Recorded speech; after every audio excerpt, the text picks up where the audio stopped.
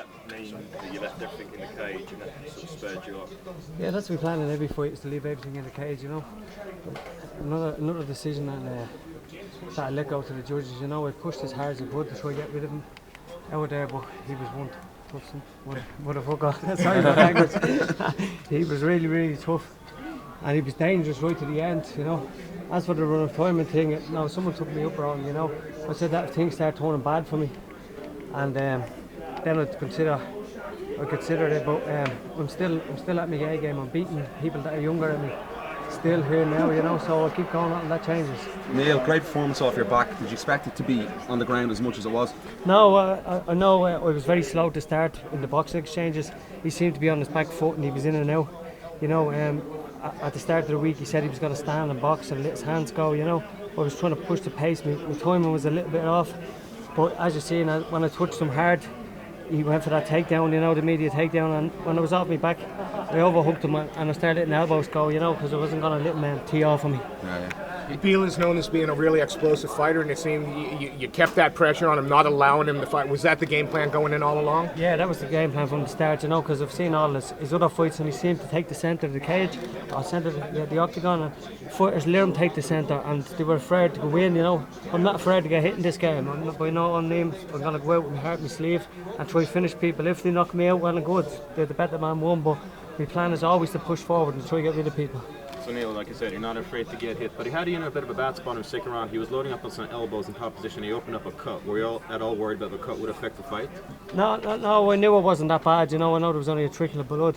I knew he was heavy. He was really heavy on top, you know, but I was trying to push off for submissions, you know. I was trying to go for the submissions. I overhooked him and started hitting him with elbows. And when I was hitting him with the elbows, he wasn't seeming to move, and you know, I was wondering whether they were hurting him or not, because he seemed to sit there when I was hitting with the elbows. Usually people that explode out and get out of there, but he seemed to sit there, you know. So I was happy to keep going. How did it feel coming out to the arena that size? It must have been quite a good experience. It's amazing. It's unbelievable. I said at the start of the week when I got here on Tuesday, Stockholm is an amazing city. I love it. People complain about the cold, but I love stuff like that. I was out yesterday in the cold, walking up and down while everybody was cutting weight. I was out buzzing around, you know. I love the city. The city's beautiful, and it's great to get a win here. Neil, as we said, bonuses. Yeah. That's potential fight of the night, mate, isn't it? Yeah, well, I think so. You know, it was, as I say, the first round was a bit sloppy, but when the two of us warmed up, we really went for it, you know. And they're the type of fights that I like. Your hands look great throughout the fight. Where do you think your boxing stands compared to the rest of the division? I don't know. I was really, you know, I boxed in Blanchardstown and I boxed with really pros. I don't know, a lot of people know Steve Collins. Well, I train with Pascal Collins, his brother, you know, in the Celtic Warrior gym, and they've fantastic boxers out there, you know. And I go out there and I'm happy enough at their bloods that they let me go out there and spar with the boxers, you know. And I work with them, you know, and I take big shots. So I don't think coming in here, I know they're smaller gloves. The punches don't seem to affect me as much, you know. Neil, you only had to cut a couple of pounds, you said the other day. Paul had a bit of a tougher cut. Do you think he's rehydrated enough to put on a good performance? Yeah, Paul is always, like, he's young, he has a brilliant, he's an outstanding gas tank, and I'm sure he's going to show that there. He's had to fill him back out. I know he missed weight, you know, but he cut like 30 pounds, you know, within the 2 weeks that he was given.